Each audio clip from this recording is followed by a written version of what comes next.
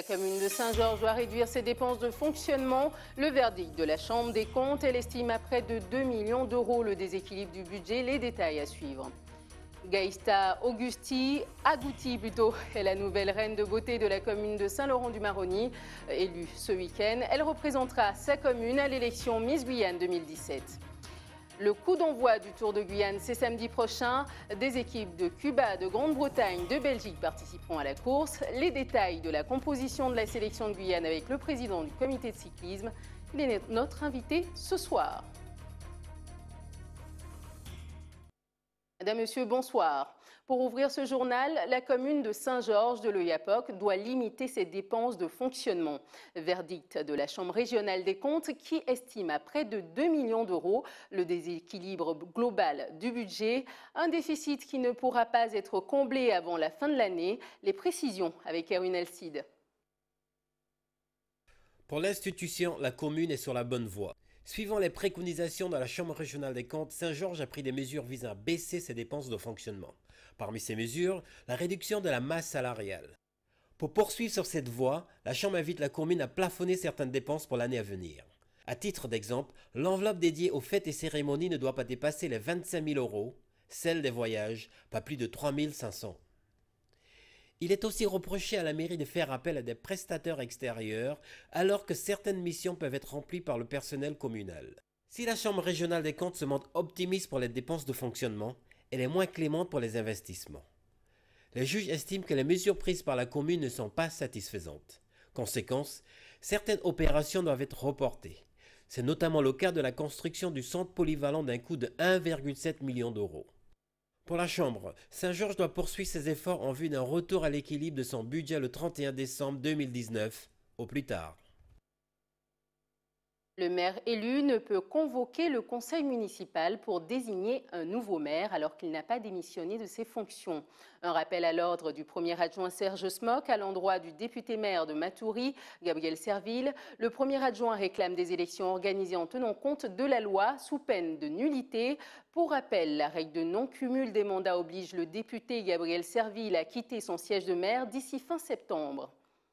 Gaïsta Agouti, 20 ans, est la nouvelle ambassadrice de la beauté de Saint-Laurent-du-Maroni. Élue ce week-end, le jury a tenu compte des critères de beauté physique, mais aussi d'élégance et de personnalité. Reportage de Jonathan Lariot.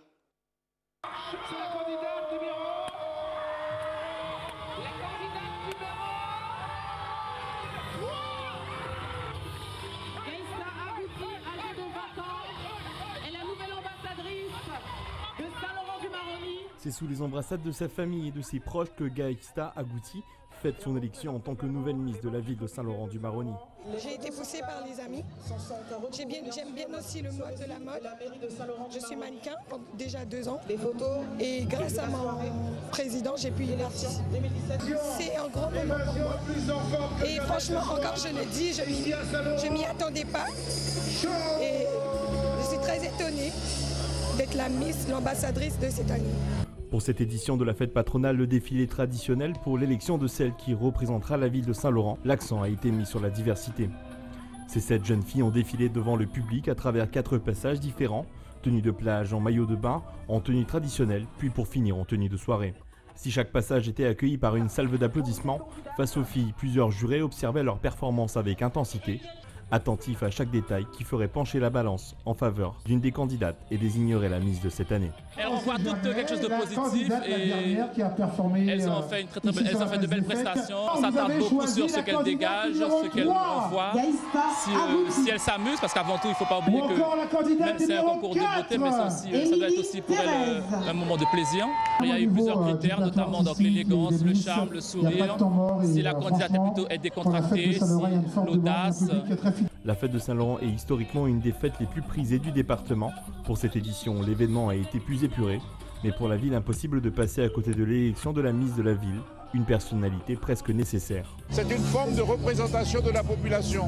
Par conséquent, ce n'est pas une élection comme cela. Il y a une importance symbolique qui est très forte. Elle a un véritable rôle qu'elle joue Et je crois que c'est une fierté. Et donc les gens de Saint-Laurent-du-Maroni tiennent à cela. C'est une référence et donc il faut maintenir cette référence. Après une longue présentation, aux environs de 2 h du matin, la ville a vu naître une nouvelle Miss, prête à entrer dans une année qui la conduira à une autre élection, celle de Miss Guyane 2017. Secourir des vies en danger, c'est la vocation de la Société nationale de sauvetage en mer. À l'occasion de la fête des marins, elle expose son action bénévole. Au reportage de nos confrères d'ATV Guadeloupe. Cette année, pour la SNSM, la Société nationale de sauvetage en mer, la fête des marins pêcheurs est très particulière. C'est tous les ans, on est invité par l'association des pêcheurs. Et cette année, c'est spécialement important parce que les pêcheurs fêtent les 50 ans de leur association. Nous fêtons les 50 ans aussi de la SNSM sous sa forme actuelle parce qu'elle existe depuis plus de 100 ans. Et puis en plus, cette année a été décrétée l'année du sauvetage en mer par le gouvernement, donc par la nation tout entière. On exige de nous un professionnalisme de plus en plus pointu. Donc on n'est pas seulement des marins sur un bateau, on est secouriste, on a du matériel d'aide à la personne, et on doit entraîner les gens. Toutes les semaines, on doit faire une sortie d'entraînement pour que les gens soient compétents. La principale mission de ces sauveteurs en mer, secourir bénévolement et gratuitement les vies en danger en mer et sur les côtes. On est venu avec la vedette de sauvetage qui est arrivée par la mer donc. Donc effectivement, on rappelle que nous sommes d'abord tous bénévoles, que le sauvetage en mer, ça ne coûte pas très cher aux contribuables puisque c'est nous qui sommes chargés de trouver tous les fonds pour fonctionner. Ce qui est parfois difficile parce que, comme on aime à dire, la vie humaine n'a pas de prix, mais le sauvetage, lui, a un coût. Et ce coût est quand même de plus en plus élevé. Donc on a besoin d'être reconnu, d'être aidé. En résumé, la Société nationale de sauvetage en mer est la concrétisation de l'engagement d'hommes. Rendons-nous à présent en Martinique, avec des poissonniers qui tentent de rassurer leur clientèle après les cas signalés de ciguatera, ainsi que l'affaire des vivanos congelés en provenance d'Inde. Les clients martiniquais craignent pour leur santé. Reportage de nos confrères d'ATV Martinique. Voici le papier que nous délivre le vétérinaire pour avoir l'autorisation de commercialiser le poisson. Comme tous les lundis, cette grossiste récupère ses poissons et comme tous les lundis, ils sont contrôlés avant de quitter le bateau. Une marchandise qui vient de la Martinique et du sud de la Caraïbe, région où les eaux sont considérées comme propres et épargnées par le risque de ciguatera, une intoxication provoquée par une toxine que l'on retrouve dans les récifs coralliens abîmés. Nos eaux sont très propres parce que nous sommes les eaux du Venezuela, elles sont propres. Les eaux de Grenade, elles sont propres. Et nous allons jusqu'en Guyane où les eaux aussi, ce sont des eaux françaises qui sont propres. Nous n'avons pas à nous plaindre de la qualité de nos produits. On contrôle la glace et on contrôle aussi l'eau avec laquelle la glace a été faite. Même chez moi, on vient faire des contrôles au niveau de la glace, au niveau de l'eau. Une qualité qui rassure les clients, consommateurs ou revendeurs. Ils s'interrogent sur l'origine des produits, parfois disponibles sur les étals martiniquais. Je me rends compte que certains produits qui sont interdits en France sont libres à cours dans des pays asiatiques et même de l'Amérique latine, et que ces mêmes produits qui sont, comment on pourrait dire ça, interdits en Martinique, on les fait venir par des biais, par les grandes surfaces, de manière illicite. Enfin, illicite, je retire ce mot-là, mais ils arrivent sans aucun problème. Je vois ce que j'achète, c'est pas sous emballage, c'est pas congelé, c'est du frais, je sais ce que j'achète. Si cette grossiste ne constate aucune baisse de ses ventes, quelques marins pêcheurs souffriraient de la mauvaise publicité de certains poissons. Récemment, le retrait de la vente de vivanos en provenance de l'Inde. La présence de toxines dans ces produits importés aurait refroidi les acheteurs qui font parfois l'amalgame. Je tiens à rassurer tous les consommateurs en Martinique, il n'y a pas de ciguatera en Martinique. Le pêcheur, vous savez, c'est un pro. Donc il sait quel poisson pêcher, on sait que s'il y a des poissons suspects, on les connaît, on ne va pas les pêcher. Donc aujourd'hui, je veux dire que ce qui est, si vous voulez avoir nos risques, allez vers votre marin pêcheur habituel. En 2016, une interdiction de pêche a été prise par la préfecture de Guadeloupe pour 15 espèces de poissons, notamment des carangues et barracudas. À noter qu'aucune mesure de ce type ne concerne la Martinique. Des nouvelles des Yana Juniors au championnat U15 de la Gold Cup en Floride. Ce matin, ils ont été battus 3-2 contre les Îles Vierges. Ils avaient remporté dimanche une première victoire contre Saint-Vincent, 2-1. Demain, ils joueront leur qualification contre les Bahamas. Sport toujours avec du cyclisme à présent. Sonyemoy Terry est le vainqueur du Rémire Montjoly Bike. Le coureur de l'espoir cycliste guyanais était au micro de Stéphane Govindin. Tout d'abord, cette victoire, c'est une victoire d'équipe pour le sponsor et mes sponsors personnels, ainsi que ma famille. Mes coéquipiers m'ont aidé, on a bien travaillé. La stratégie était simple, c'était de remporter cette course afin d'avoir une bonne confiance pour le Tour de Guyane. C'est fait, le collectif sera prêt mentalement et physiquement pour le Tour de Guyane. Et durant la course, c'était une course qui allait très vite, il y a eu beaucoup de tentatives d'échapper. La dernière était la bonne, je suis dedans. Je m'échappe avec Tossia Lavonnette qui a très bien collaboré avec moi, je le remercie. J'arrive au sprint, je gagne, je suis très fier et c'est de bonnes nouvelles pour le Tour de Guyane. Bon, aujourd'hui, cette course avait pour but d'une dernière fois que les coureurs puissent un petit peu se tester. On a fait exprès de mettre pas trop long puisqu'on est quand même à 3 jours du départ du Tour de Guyane. Certains coureurs ont pu voir les petits réglages qui leur manquent pour certains coureurs.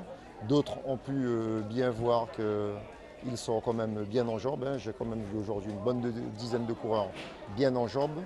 Et voilà, le but pour nous aujourd'hui, il était là. Il était de faire en sorte que la course ne soit pas trop longue, de façon à ne pas trop éprouver les organismes, de façon à ce que tout le monde puisse trouver son compte. 1280 km et plus de 120 coureurs venus de plusieurs régions françaises, mais aussi de l'étranger, Belgique, Allemagne, Grande-Bretagne et Cuba. Le coup d'envoi de la 28e édition du Tour de Guyane, c'est samedi prochain. Patrice Ringuet devra courir pour la sélection guyanaise. Le président du comité régional du Tour s'en tient donc à la liste envoyée aux dirigeants d'équipe le 1er août dernier. Quant à Patrice Ringuet, il souhaite toujours courir pour l'ASCG, son équipe, désormais sponsorisée par la Compagnie de la Montagne d'Or. Pour en parler ce soir, nous recevons Jean-Yves Thiver. Merci d'avoir accepté notre invitation. Alors, comment se prépare, à 5 jours, comment se passent les préparations de ce Tour de Guyane ? Je dirais que tout est pratiquement fin prêt pour déjà accueillir les premières équipes. Et puis que la compétition sur le plan sportif soit lancée samedi après-midi sur le coup des 14 h, puisque le vrai lancement du Tour de Guyane 2017 aura lieu jeudi soir à l'Ancre avec la cérémonie de présentation des équipes. Alors, la sélection de Guyane est composée de Teddy Ringuet, leader de l'équipe et champion de Guyane. Son frère Patrice Ringuet, vainqueur du Tour en 2014. Ludovic Dantin, Cliff Apenza, James Grainville et Jonathan Souza Rodriguez. Cette sélection guyanaise ne dépouille-t-elle pas d'une certaine manière les équipes locales de leurs meilleurs coureurs ? Non, pas du tout. Je pense que la sélection a quand même pour objectif de pouvoir fédérer les forces guyanaises, afin que le cyclisme guyanais obtienne le meilleur résultat possible. Dans cet objectif, il n'y a pas de contestation pour la composition de cette sélection. Pourquoi ne pas avoir opté pour une sélection de jeunes coureurs, de jeunes cyclistes, comme c'est le cas, ça avait été le cas il y a quelques années de ça ? Écoutez, nous sommes cette année face à un Tour de Guyane assez relevé, avec des équipes quand même qui viennent d'Europe, de la Caraïbe et puis des Antilles. Je pense que l'an dernier, la Guyane a fait une belle prestation, mais n'a pas su conclure. Cette année, il faut à tout prix que nous essayons de réaliser le meilleur résultat possible. Nous avons aussi des coureurs qui sont très performants cette année. Il faut pouvoir mettre autour d'eux un collectif qui puisse essayer de les accompagner vers l'excellence. Donc, ça a été la décision du club Guyane de pouvoir mettre sur pied une sélection, chose qui était au programme depuis le début d'année. Alors, Patrice Ringuet voudrait courir pour son club, la SCG. Il a même dit sur une vidéo qu'il avait publiée sur Facebook la semaine dernière. Est-ce qu'aujourd'hui, il y a des règles dans le règlement intérieur du Tour qui permettent de lui empêcher de rejoindre son équipe ? Écoutez, vous me surprenez dans ce que vous me dites, puisque ce matin, la sélection s'est réunie et Patrice Ringuet était dans la réunion. Sachez que ce garçon a quitté ce matin Saint-Laurent à 6h30 pour être à 9h avec donc la réunion. Confirmé, il sera dans la sélection guyanaise. Je ne comprends pas trop ce que vous me dites. Donc Patrice Ringuet est bien au sein de la sélection et je pense qu'il n'y a pas de quiproquo de ce côté.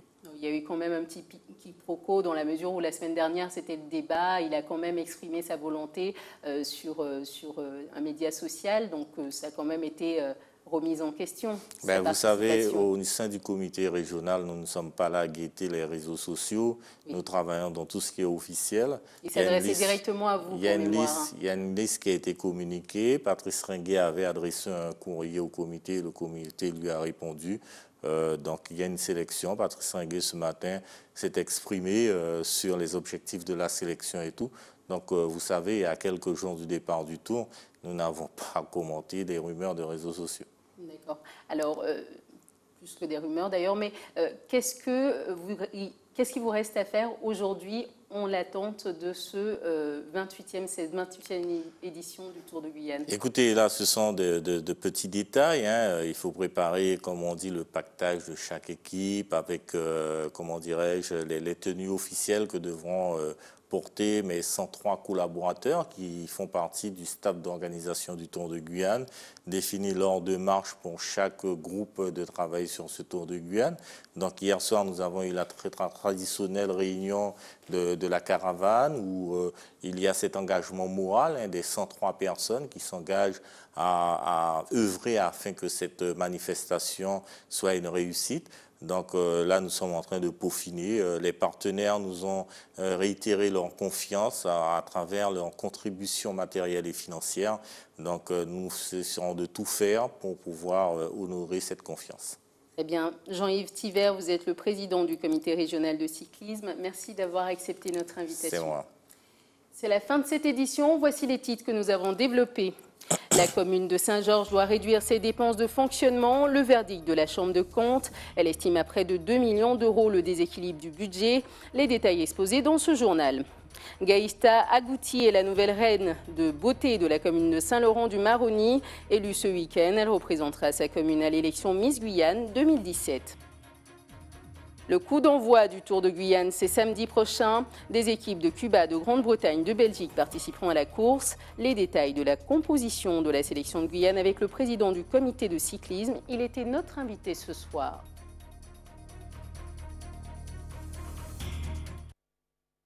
Merci de nous avoir suivis. Prochain point de l'actualité dans quelques instants avec nos confrères de BFM TV. Je vous souhaite une excellente soirée sur ATV Guyane. Merci beaucoup.